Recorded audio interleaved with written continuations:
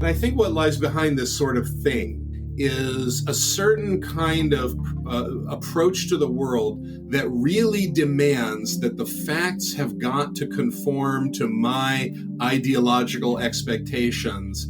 And if not, that's just not a possibility I'm willing to admit. And there's a certain mentality that feels very comfortable just inventing things or stretching the facts as far as you think they will go, and then verbally kind of playing verbal games with at that outer edge of factual accuracy. And then you forget the verbal game you were playing, so you end up going further and further afield. Greg Forster is a Locke scholar and teaches at Trinity Evangelical Divinity School. Right there, he is teaching us about ideologically driven history, something that is an integral part of Christian nationalist storytelling. You know, it's a tragedy, too, because Thomas Nelson never asked us for any documentation to refute Throckmorton, which really is easy. We've started releasing pieces now one at a time, just pointing out how errant he is, how historically errant. And so Thomas Nelson capitulated. But, you know, what I look at is when you look at the left and secular professors and folks like, and by the way, don't let Warren Throckmorton tell you he's a religious conservative. There's a new piece out today showing just how radical he is on religious and biblical issues. He's part of the religious left. And if you look at his blog, his page with Jim Wallace and with Right Wing Watch and all these groups that are clearly left. That was David Barton on The Brian Fisher Show in 2012, just a few days after Thomas Nelson pulled the Jefferson Lies from publication. If you haven't listened to episode 3, you really should to get the most out of this one, and probably wouldn't hurt to listen to episodes 1 and 2 as well. When David Barton's historical errors were discovered in The Myth of Separation, that's in the first episode, he went on the offensive. That is also what he did when The Jefferson Lies was pulled from publication. He immediately started to attack Warren Throckmorton and me, although mostly Throckmorton. Instead of focusing on the history, Barton attacked our beliefs and claimed we were left of center ideologically as a defense of his historical claims. Over the next several years, he launched a campaign against Christian colleges and Christian professors, even falsely claiming that half of all Christian kids who attend Christian colleges leave the faith because Christian college professors were trained by godless pagans. Since most of the criticism of his work was then coming from Christian historians and the Christian academia in general, Barton needed to discredit Christian scholars. It was almost as if the only way it made sense to him that he could be attacked was if the real reason was ideological. Again, Greg Forster. What often lies underneath this is just an unreasonable demand that the world we live in must conform to my ideological expectations. So I feel comfortable asserting that this happened and that this was this way and that this means this, because it must mean that, because my ideology says it has to mean this.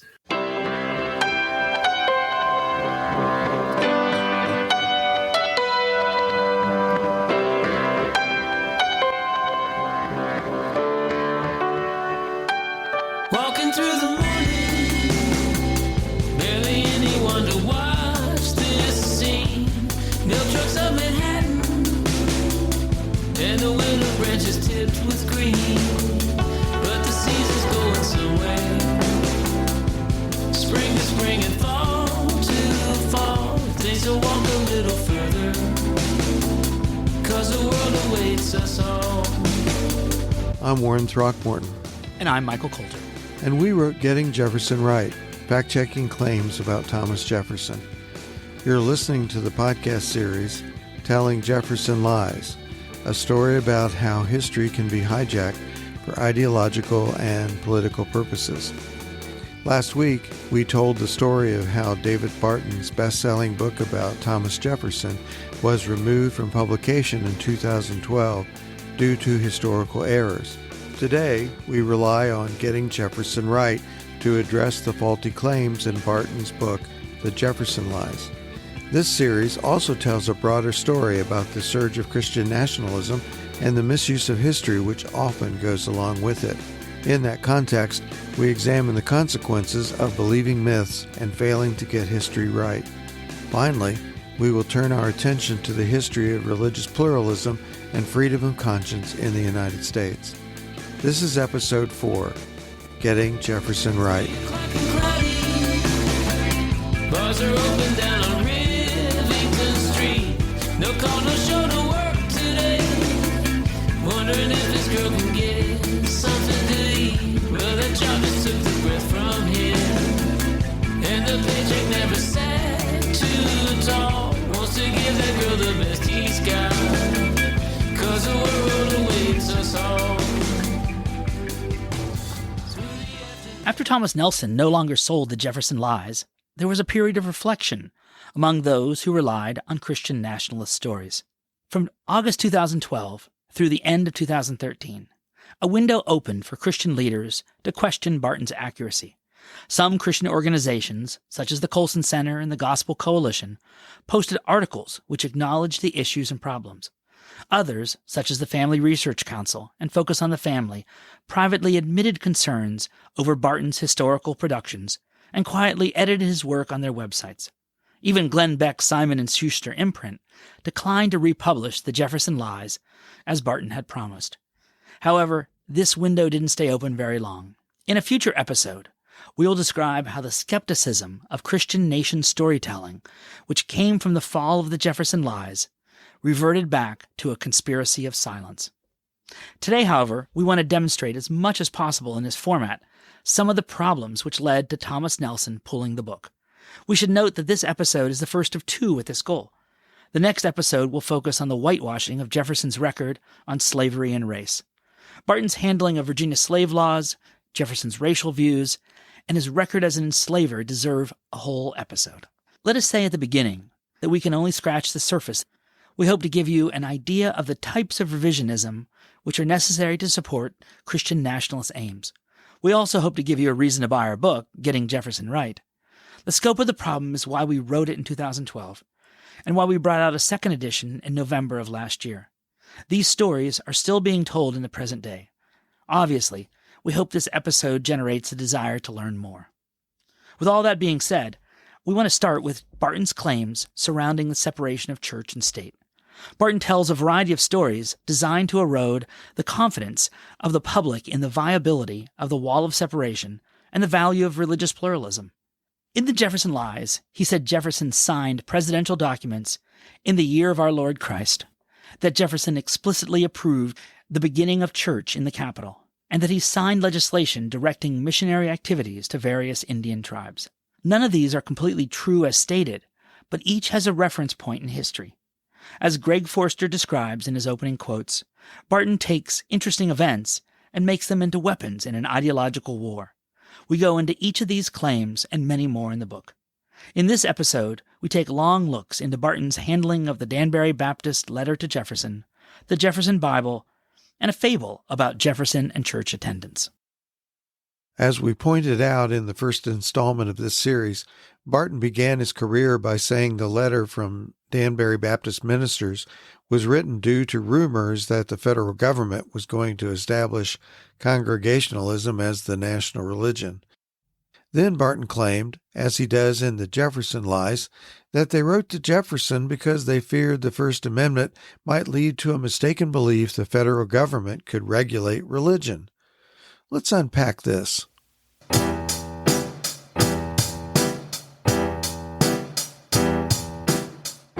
Greg Frazier. I call him the king of ellipses because he can't make his argument without ellipses, without cutting things out. See, I like to think he doesn't know, rather than that he's choosing to do this, but I'd like to think he doesn't know that it's not intellectually honest to, when you quote something, but when you cut something out, you cut out what changes the meaning of what it is. And this is just a regular tactic, or just simply leaving off the last part of something. First of all, in the Jefferson Lies, Barton fails to provide the entire letter from the Baptists. In fact, he goes out of his way to obscure the real concern of the Danbury ministers. They weren't writing about a national religion rumor, nor were they writing about a fear that the First Amendment would be used against them. In his citation of the Danbury letter, Barton uses an ellipsis to omit some very important words. In the middle of a letter agreeing with Jefferson's views on religion and government, the Danbury Baptists lamented that their state did not allow freedom of religious expression. In the middle of the letter, Barton left something out that would have identified what the Baptists were bothered by. They said, "Our ancient charter, together with the laws made coincident therewith, were adopted as the basis of our government at the time of our Revolution, and such had been our laws and usages, and such still are." That's what Barton omitted. Barton only cited a portion that made it sound like they could have been talking about the federal government. However, a review of the entire letter makes it clear that the Danbury Baptists felt they had an ally in Jefferson for religious freedom. Why would Barton leave those words out? Why would he not want to put in the phrase, "our ancient charter"? The phrase only contains 36 words and does not significantly add to the length of the letter. In the Jefferson Lies, Barton then claimed that the Danbury ministers were troubled by the federal Constitution's First Amendment guarantees.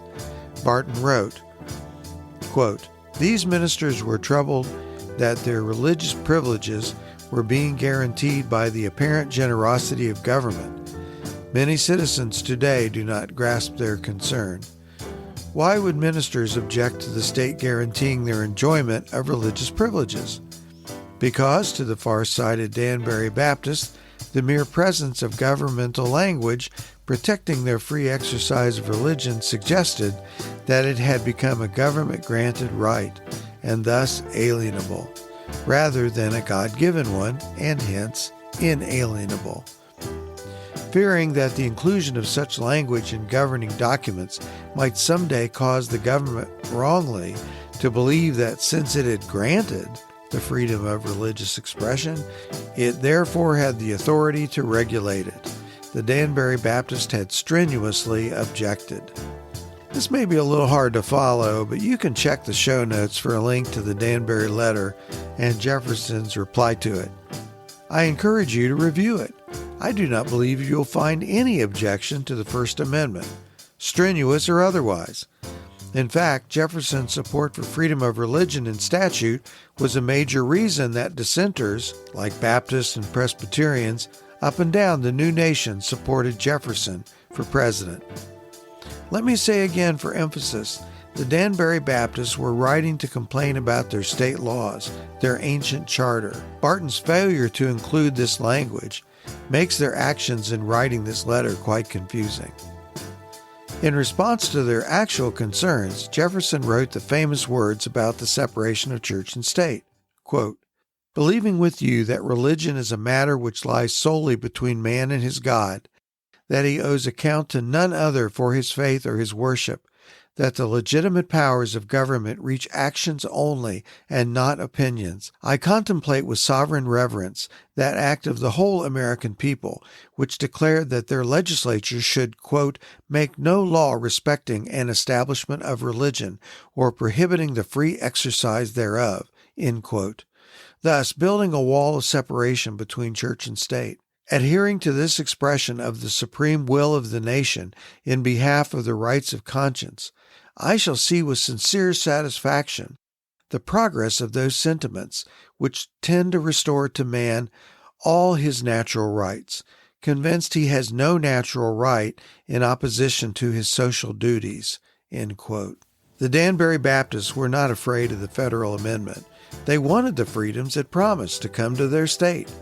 Jefferson expressed to them that he also wanted the, quote, progress of those sentiments, end quote, as well. Throughout his career, Barton has maintained that Jefferson wanted to keep the government out of the church, but was fine with incorporating principles of Christianity into the government. However, Jefferson spoke about church and state other than in the Danbury letter. For instance, hear him in this letter dated June 17, 1804, to Henry Fry. Quote, "I consider the doctrines of Jesus as delivered by himself to contain the outlines of the sublimest system of morality that has ever been taught, but I hold in the most profound detestation and execration the corruptions of it, which have been invented by priestcraft and established by kingcraft, constituting a conspiracy of church and state against the civil and religious liberties of mankind. Jefferson did not have respect for either side of the church-state divide if their aim was to degrade the civil and or religious liberties of the people. Whether priest or king, if you stood against the civil and religious liberties of the people, Jefferson stood against you. Everybody needs to hear this. There are several other places in the Jefferson Lies where Barton omits someone's words to create a different shade of meaning. I am sure we didn't get them all, but we did include some key examples. On one occasion, he has Madison saying the University of Virginia provided chaplains to students, when in fact they did not. On another, Barton leaves out a whole section of Virginia slave law. We take that up next episode.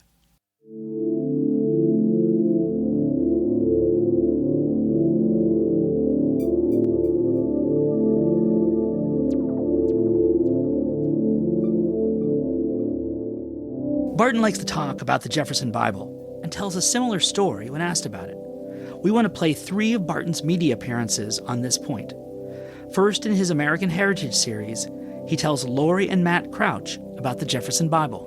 This little document here is what's called the Jefferson Bible. We call this the Jefferson Bible, and in the last 30 years, people have consistently said this is the scriptures, but Jefferson cut out everything with which he disagreed. Well, if you go to the front of this work, it doesn't have the title Jefferson Bible. And if you use that title to him, he'd probably have punched you out for saying it. The title he gave it is The Life and Morals of Jesus of Nazareth. Oh my God. What he did was he went through and cut out all the red letters of Jesus, pasted them end to end so he could read the red letters of Jesus without stopping. It's not what he cut out, it's what he put in. But why did he do that? He tells us, and he did this twice. He did it in 1804, he did it again in 1819. He said that he did this to be a missionary tool to help evangelize the Indians. He said, because if we can get them to read the life and teachings of Jesus of Nazareth, it'll change their life. So this was not a work that he turned and cut out everything he disagreed with. It's a work where he took all the words of Jesus and put them there so you could read the words of Jesus nonstop. And he did that as a missionary tool for the Indians. Then he tells almost the same story to Andrew Womack in 2012. One of the things that people cite today is they say, oh, the Jefferson Bible. He cut out everything that he disagreed with. And I actually have an original copy of that that's really cool what he did, but he explained what he did. And for us to say he cut out what he disagreed with, you have to call him a liar because he never said that. He said, I've grown up with the Indians in Virginia. I know them. And I know that if we can get the Indians to read the teachings of Jesus Christ and obey his teachings, that we can move them towards civilization and we won't have to fight them in Indian wars. He said, just a matter of policy, have them read the teachings of Jesus. So he went through the Bible. He cut out all the red letters of Jesus. He pasted that together nonstop in what he called a wee little book. He did that in 1804. He then gave it to a missionary, and he says, here, if you'll get this printed and you'll use this as you evangelize the Indians, this is just the teachings of Jesus. And today we say, oh, he cut out everything he disagreed with. No. He said he wanted the teachings of Jesus put out there. And then more recently, he embellished it to Ben Shapiro. So if we go back to the 1804 version, he's in the White House, he's president, he takes 2 Bibles, he cuts out sections in the Bible, pastes them all together. Now, that's the first Jefferson Bible. And he did that largely. He had been given a friend, Peace, a guy named Peace, gave him a sermon from a guy in Scotland named Bennett. And the guy in Scotland said, look, if you want to reach Native Americans with Christianity, do not give them a Bible. Because if you do, they might read the genealogies. They might read, and that's not what you want. He said, what you need to do is take the teachings of Jesus and give them the teachings of Jesus. Don't give them the whole Bible. And Jefferson, great idea. So what Jefferson cut out was what in Christian terms would be called the red letters of the Bible. So cut out the words of Jesus, pasted them all end to end. If you read that, you find Jesus healing the sick and raising the dead and casting out devils and all the miracles that are there. It's there. And so, okay, what happened to all this supernatural stuff that you said he cut out? Because it's there. And by the way, he did that. He gave that to some missionary friends. He was really close with Native Americans. He was really into wanting to share the Bible with them. And so he gave that to some missionary friends, said, this is much cheaper to print than the whole Bible. These are the teachings of Jesus. And instead of going through 4 teachings and 4 Gospels, it's got the teaching one time, so you don't read it 4 times. From these clips, and taking into account the Jefferson lies, his main claims are, 1, Jefferson didn't cut out what he disagreed with, but instead simply cut out all the words of Jesus and pasted them end to end so he read them without stopping. A related claim is that he didn't cut out miraculous elements. And 2, he gave chopped up versions to missionaries to evangelize Indians. Before we proceed to give some background on what Jefferson did with the Gospels, that is, the New Testament books of Matthew, Mark, Luke, and John, Barton is correct that Jefferson chopped up the Gospels twice, once in 1804, and then again around 1820. It's not clear when the latter edition was completed. The first effort he titled The Philosophy of Jesus of Nazareth, extracted from the account of his life and doctrines as given by Matthew, Mark, Luke, and John, being an abridgment of the New Testament for the use of the Indians, unembarrassed with matters of fact or faith beyond the level of their comprehension. The original 1804 extraction has been lost. However, we have a pretty good idea about what he included because the 2 Bibles Jefferson used to cut out the verses have survived, along with a listing of the Bible verses Jefferson intended to include. In our book, Getting Jefferson Right, we provide images of that original listing of text so readers can compare Barton's claims to what Jefferson intended to do. Also, the University of Virginia has the English Bibles which Jefferson used to snip out the passages to include in the first edits. These Bibles have been used in attempts to reconstruct the 1804 version, most comprehensively by historian Dickinson Adams in 1983. Virginia minister Mark Belle-Isles has also done this work and disputes one passage not included by Adams in his reconstruction. Barton is correct that Jefferson did create another edited version of the Gospel after he left the White House. It took Jefferson about a decade and a half to get back to the more ambitious effort he had hoped to do earlier. In this later work, Jefferson edited the Gospels in 4 languages and lined up the verses so one could read the text in all 4 languages at once. Jefferson called this version The Life and Morals of Jesus of Nazareth, extracted textually from the Gospels Greek, Latin, French, and English. This version has survived, and you can buy a copy or view it online. See the show notes for a link to it. Let's first take the claim about giving the edited Gospels to the Native Americans. At first glance, this reference to Indians on the title page of the 1804 version is puzzling and seems to support the claim that Jefferson's work was designed for some kind of outreach to Native peoples. Although it is possible that Jefferson entertained this purpose for a brief time, we doubt this for 4 reasons. First, as we show in detail in Getting Jefferson Right, Jefferson criticized mission work with Native Americans for the purpose of civilizing them. He also believed that training in trades and commerce should precede education and religious instruction.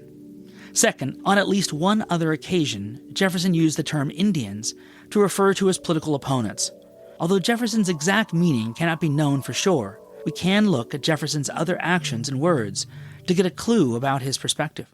As we show in our book, there is nothing else besides the 1804 title that supports the idea that he intended his edited Gospels for any missionary or civilizing purpose with the Indians. Another reason to think that Jefferson did not intend his work to be shared directly with Native people is that he initially hoped to do the chop job using Greek, Latin, and French versions of the Bible in addition to English.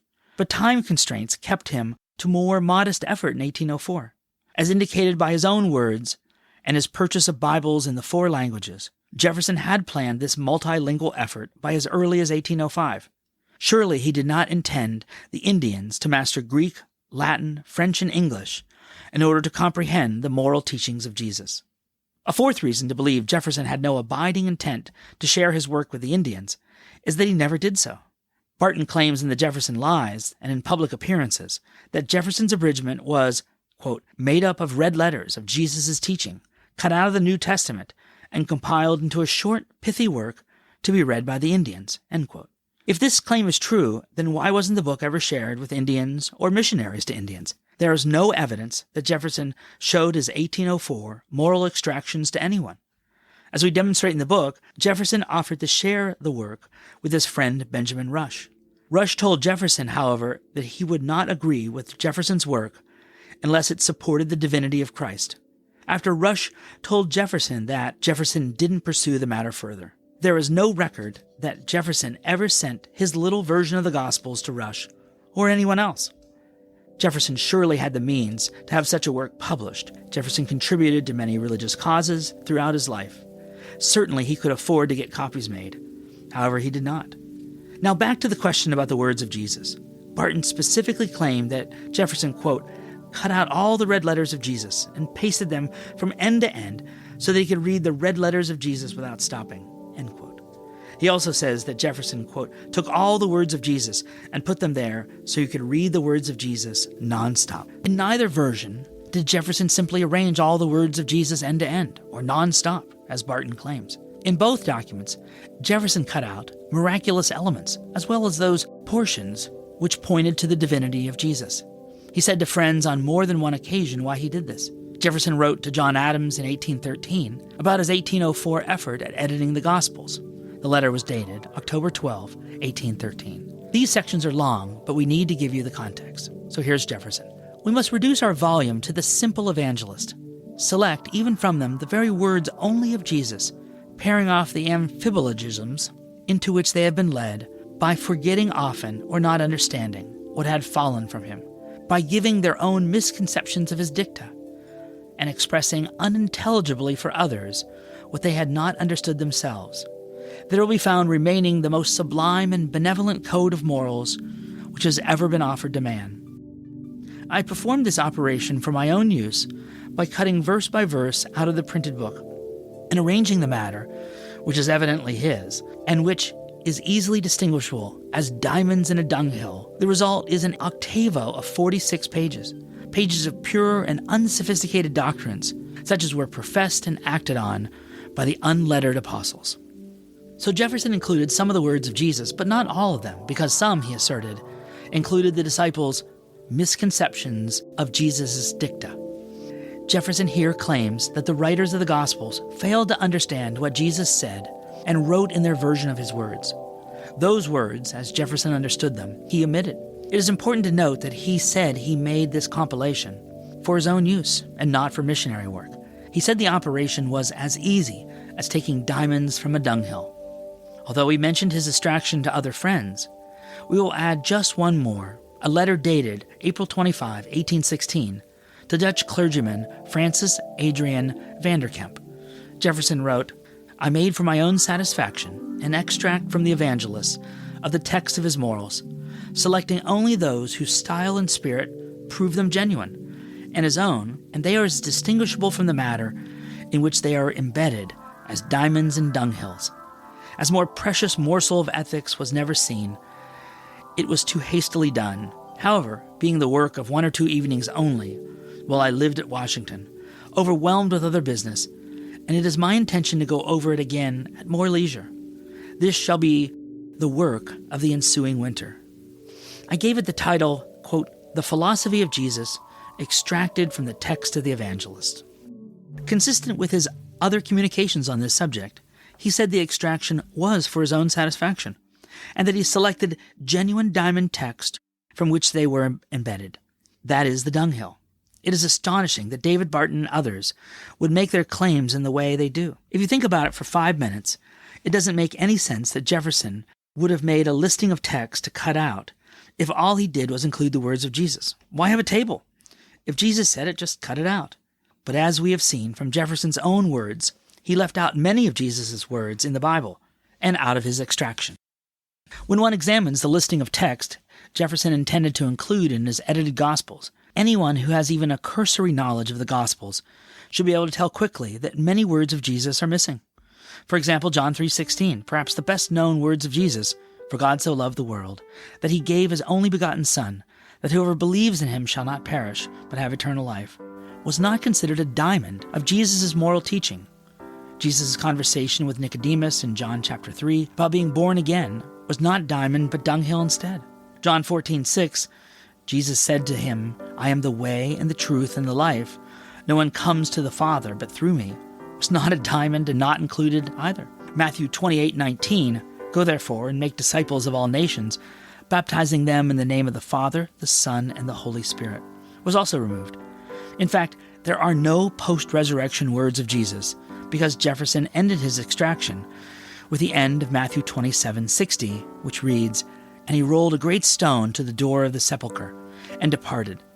Jefferson cut out the resurrection and the Great Commission. In addition to the passages identified above, there are many other red letters which Jefferson omitted. Jefferson included lengthy passages on moral teachings from Matthew 5 and Luke 12, apparently diamonds, but omitted lengthy sermons of Jesus written down in chapters 14 through 17 of John, apparently dunghill. Most of the words in John chapters 14 through 17 are words of Jesus. Jefferson omitted them. Jefferson may have done so because in these passages, Jesus speaks of himself as deity. For instance, in John chapter 14, verses 1 through 4, Jesus says he is going to prepare a place in heaven and calls God his Father. John chapter 14, 1 through 4, "Do not let your heart be troubled. Believe in God. Believe also in me. In my Father's house there are many dwelling places. If it were not so, I would not have told you, for I go to prepare a place for you. If I go and prepare a place for you, I will come again and receive you to myself, that where I am, there you may also be, and you know the way where I am going." Given that one of Jefferson's motives for his editing efforts was to purify Christianity from the corruptions which he believed filled the Bible, and given that Jefferson left out long passages of the words of Jesus, it is clear that David Barton is misleading his audience when he says Jefferson's book of teachings of Jesus is all the red letters laid out in order. And when one examines what Jefferson left out, what he considered dunghill from which he extracted diamonds, it seems clear that Jefferson believed these passages did not come from Jesus. It also seems clear that Jefferson did remove the bulk of the material in the Gospels which referred to the divinity of Christ and the proofs of it. To be sure, there are disputes about the status of several verses in Jefferson's 1804 version. There are valid reasons to debate them. It is also true that he left out many words of Jesus, and as indicated by his own correspondence, did the deed for his own satisfaction with no interest in publication. There is much more in getting Jefferson right about Barton's handling of the Jefferson Bible. For instance, remember the Ben Shapiro show clip? Barton said Jefferson got the idea to cut up the Gospels from a Scottish preacher, William Bennett. That's not true. Jefferson explained his motives in his letters, and Bennett's sermon is silent about Indians and genealogies. In fact, we challenge Barton to go on his podcast and read the part of the sermon where Bennett says anything about cutting up the Gospels to make an extraction for Indians. Ain't it a shame to lie on Sunday? Ain't it a shame, a lying shame? Ain't it a shame to lie on Sunday? Ain't it a shame, a lying shame? Ain't it a shame to lie on Sunday? Or on Monday, Tuesday, or Wednesday? Barton often claims he relies on primary sources for his work. Have you had a lot of pushback from the academic world? Oh, yeah. Yeah, as a matter of fact, the Jefferson Lies, there's a couple of professors at Messiah College who have written a point-by-point refutation, but again, rather than going back to original documents, they say, well, Barton's wrong here because it's Professor so-and-so points out, and Barton got it wrong here because it's Dr. so-and-so points out, and so it's the same thing. They quote from each other rather than going back to originals. That's why we footnote everything we do back to originals. And in the Jefferson Lives, we've got 800 footnotes or something of the sort. Yeah. And they go back to originals. But yeah, there's a lot of pushback in the academic community. They hate this stuff. Doesn't matter how many PhDs you got after your name. Doesn't matter how credentialed you are. Doesn't matter if you're the Apostle Paul. I don't believe you till I go check it out for myself.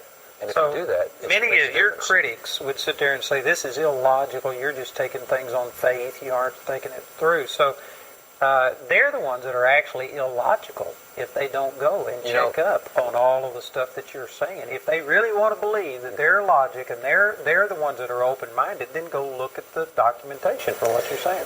One of the things, they won't say that it's illogical. They say that you are wrong because Professor so-and-so says what. If they don't quote the documents, they quote each other. And so they're in this incestuous little pool of collectivism where they quote each other. This fits a pattern from his early days. Accuse your accusers of your shortcomings. This next story is a great example. In the Jefferson Lies, Barton relates a familiar Christian nation story that ranks up there with George Washington's cherry tree as verified history. Barton tells the story in various ways, but we will start with how he relates it in the Jefferson Lies book. I am quoting from the 2012 version. Quote, "Why was Jefferson such a faithful participant at the Capitol Church? He once explained to a friend while they were walking to church together, 'No nation has ever existed or been governed without religion, nor can be. The Christian religion is the best religion that has been given to man, and I, as chief magistrate of this nation, am bound to give it the sanction of my example.'" End quote. This quote, "No nation has ever existed or been governed without religion, nor can be," cannot be found in any of Jefferson's correspondence, speeches, or the correspondence of anyone who is a contemporary of Jefferson. The Monticello Library fact-checkers have explored all known primary sources for anything close to this quote and found nothing. In fact, it is probably best to let the good folks at Monticello tell the rest of that story. This is from their website. This quotation appears in a handwritten manuscript by the Reverend Ethan Allen. Allen lived from 1796 to 1879. The story was related to Allen by a Mr. Ingle, who claimed to have been told the story that Jefferson was walking to church services one Sunday. Here's that story. With a large red prayer book under his arm, when a friend querying him after their mutual good morning said, "Which way are you walking, Mr. Jefferson?"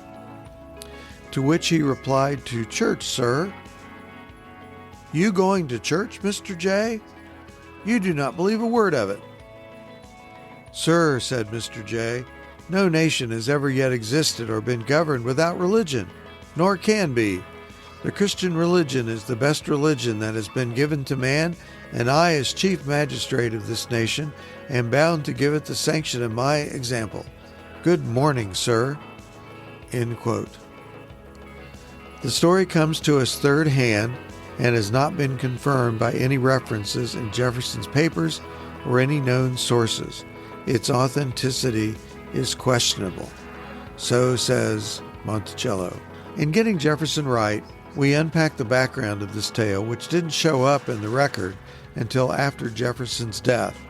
An unknown man with the name of Mr. Ingle reportedly told Ethan Allen that some unnamed person told him the story, and then Ingle told the story to Allen. Yet Barton reports this story in his book without informing readers that, quote, "the story comes to us third hand," and that's from Monticello's website. Like Washington's assaulted cherry tree and heartfelt confession, this story appears to be a morality tale made up after Jefferson's death to teach a Christian nationalist lesson. However, Barton repeats it like a modern-day Parson Weems, the storyteller and moralist who wrote a popular biography about Washington to teach lessons to children. In his public appearances, the story, fourth hand when it is retold by Barton, can get even more embellished. On Michael Brown's 2016 Line of Fire radio program, Barton changes the story a little more. And when asked, "Why do you attend church at the Capitol?" he said, I'm the chief magistrate of this Christian nation, and it's my duty and responsibility to set this example. And so Reverend Ethan Allen there in D.C., that's who he explained that to him. I've got to make sure people see me going to church at the Capitol. My goodness. Barton adds to the story by having Jefferson say he was the chief magistrate of, quote, "this Christian nation," end quote. Also in Barton's Line of Fire version, Jefferson explained his church-going philosophy to Ethan Allen directly, instead of an unnamed person who then told the mysterious Mr. Ingalls, who then told the Reverend Ethan Allen sometime after 1823 when Allen came to Washington, D.C. This gets absurd. Ethan Allen was born in 1796 in Massachusetts. By all accounts, he lived his childhood there and didn't come to D.C. until 1823, long after Jefferson had returned to Monticello, and 3 years away from Jefferson's death in 1826. Jefferson was in Washington beginning in 1800 and left after the end of his second term in 1809. We think it's safe to say that Jefferson, while he was president, did not explain anything to Ethan Allen as a child. While this is a little humorous, it also teaches a serious point about sources. Whenever you might be tempted to rely on a second or third-hand source, think about Barton's fourth-hand telling of this story, and Ethan Allen in his magic school bus time traveling back to sometime during Thomas Jefferson's tenure as president to have a Christian nationalist chat with him on his way to church. As we noted earlier, there are so many more examples we could give. Barton claimed that Jefferson deliberately designed the University of Virginia to be a trans-denominational Christian college, that he introduced the Bible into the Washington, D.C. schools when he was president, and that he funded the first hot-press Bible in the U.S. to be distributed to families. We hope it is clear why the Jefferson Lies won the Worst History Book in Print competition in 2012, and why we had so much material for a full-length response in Getting Jefferson Right. And we're not finished. As noted in the beginning, we did not take the issues surrounding slavery in this installment because we wanted to do an entire episode on that. We take up Barton's whitewash of Jefferson's record on race and slavery in the next episode, which is planned for February 21st. Brace yourself.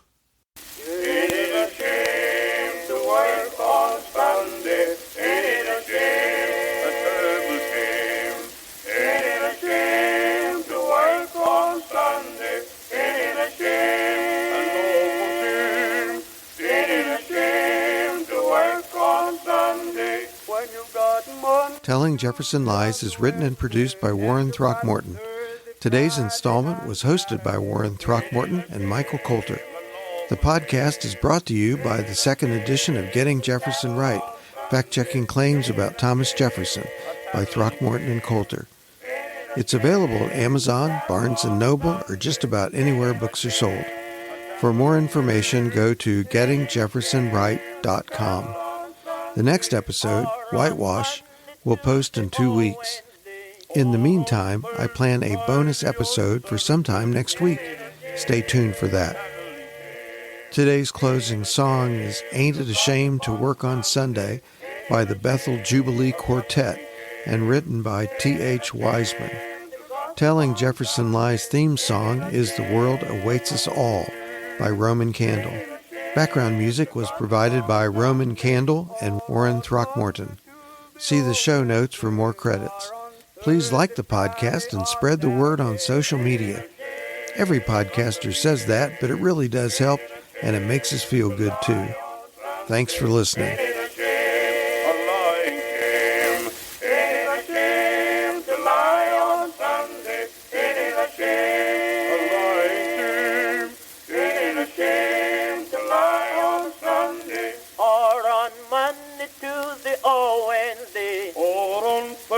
Friday or Saturday, ain't it a shame a lying shame?